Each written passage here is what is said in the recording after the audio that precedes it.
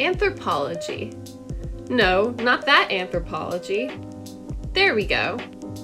Anthropology over the years has gained many misconceptions due to not being the most popular occupation choice. Actually, we'll deal with that issue later. Anyways, as I said, anthropology as a whole is an extremely interesting field. However, there are numerous misconceptions over it. Today, we'll talk about 5. Number 1. Paleontology versus anthropology.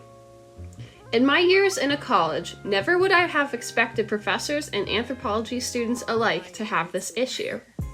This is a dinosaur, as you all should know.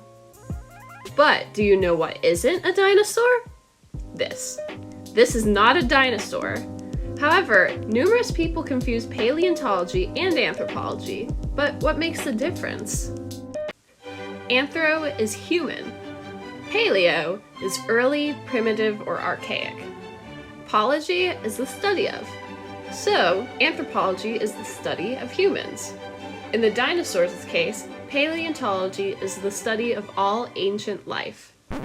But seriously, the amount of people who have asked me if I studied dinosaurs was, and is, astronomical. I also had a professor my freshman year of college who, on the first day, prefaced that his class was the study of humans. So if you wanted to study dinosaurs, you're in the wrong place. This leads us into number 2. Archaeology isn't the only anthropology. Yes, archaeology is a part of anthropology, but it's more of an aspect. In anthropology, there are 4 specific fields that people can study or take into an occupation. There are biological, cultural, linguistic, and archaeology. Biological anthropology, also known as anthropological sciences or physical anthropology, is the anthropology that is very science-heavy. People commonly take bioanth into medical school, research, or anything scientific. Studying genetics, microbiology, and evolution are a few routes biological anthropologists take. Next is cultural anthropology. Cultural anthropology is, unsurprisingly, the study of culture in different ethnic groups. Applied and social anthropology are normally chunked with cultural, since it also deals with humans and their interactions. Linguistic anthropology is the study of languages, both alive and dead. Their goal is to translate and understand languages of the past in order to study the groups that use them. Finally, we have archaeology. Archaeology is, according to the Britannica Dictionary, quote, the scientific study of past human life and its activities, end quote. Now, archaeology is likely the most popular form of anthropology, but it's visibly not the only aspect. Number 3. Neanderthals were actually intelligent. Contrary to popular belief, Neanderthals were actually fairly intelligent creatures.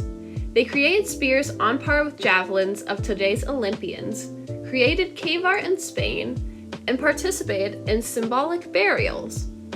Anthropologists also found that they used feathers and face paint to decorate themselves. If you'd like to learn more, I've added a few interesting articles about their cultural habits in the description. Number 4.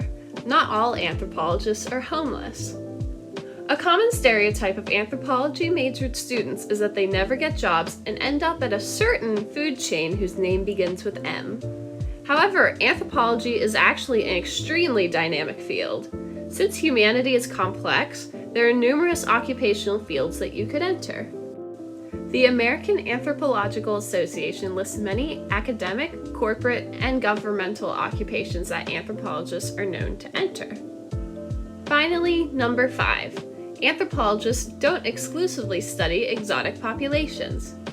There's a misconception that anthropologists only study exotic populations, such as Egypt, the Aztecs, or indigenous people. While anthropologists do study these civilizations, most take on regular day-to-day jobs. We can't all be Indiana Jones, after all. Overall, all occupational interests have their stereotypes and misconceptions. Anthropology has quite a few, but now you have a better understanding of the inner workings of anthropology.